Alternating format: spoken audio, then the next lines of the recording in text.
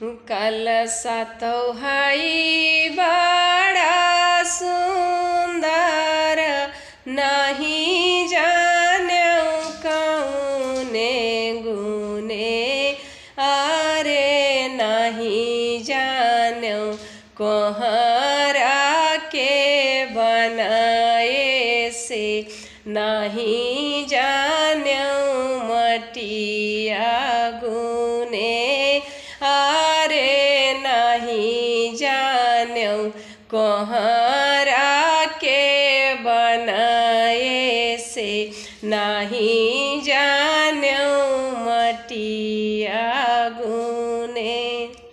माड़ो तोहार